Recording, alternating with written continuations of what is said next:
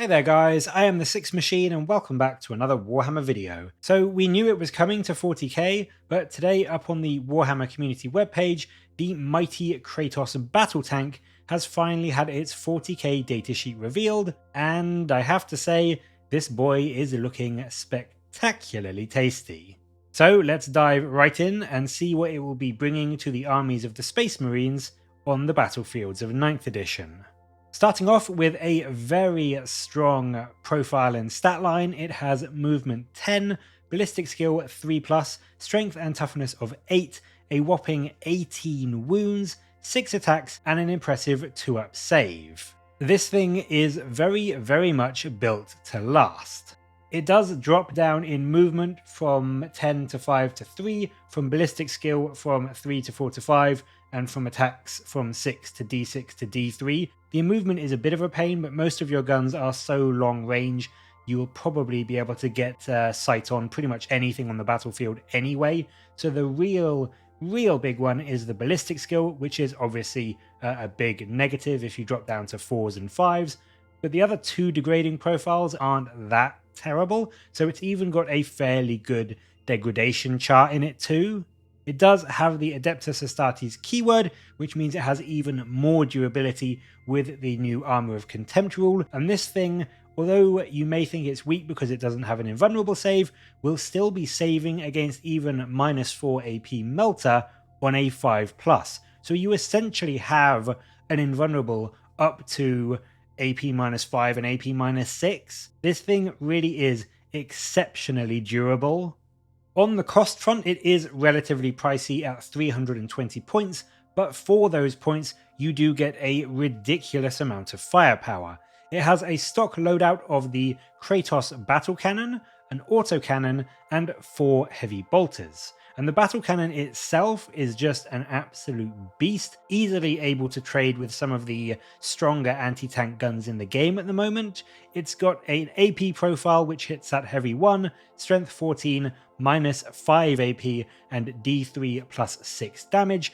Or if you need to get rid of some infantry, it has the high explosive profile, which is heavy D6 +3, strength 7, -2 AP, and a flat 3 damage. So this thing really can put a huge dent in anything really, ranging from Marines to Terminators to Rhinos to even big things like the Imperial Knights.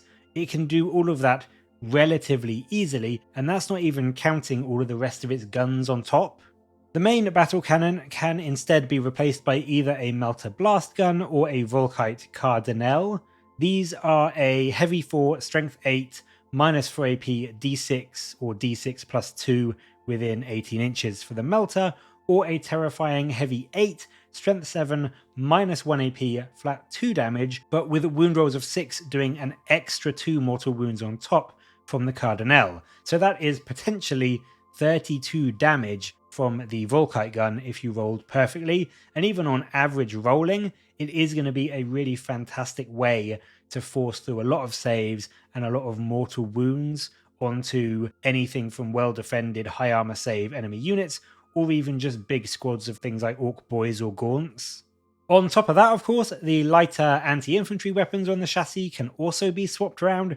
2 of the heavy bolters can be swapped for either 2 more autocannons, 2 las cannons, or 2 Volkite calivers, whilst the other 2 heavy bolters can be exchanged for 2 heavy flamers, 2 las cannons, or 2 Volkite culverins. That means, if you've been paying attention, that you could potentially have the Melter Blast Gun and 4 las cannons if you wanted all of the anti-tank firepower. And even then, that isn't all, because like all other marine tanks, it can of course take a pintle weapon. You can take a combi weapon, which comes with options of plasma, melter, Volkite, pretty much anything, or you can take a multi-melter, and you can also take a hunter-killer missile to add even more high-strength anti-tank shooting to this vehicle.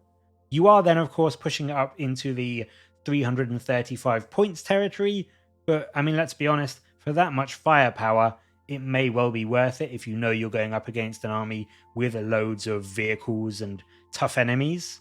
I think that yes, overall, 320 points is a very hefty investment, and even with this beast of a profile, In 9th edition, it's still very possible that you will get shot off the board turn 1, and of course having 18 wounds, whilst that seems good, does mean you don't benefit from the terrain features, so that is an obvious downside.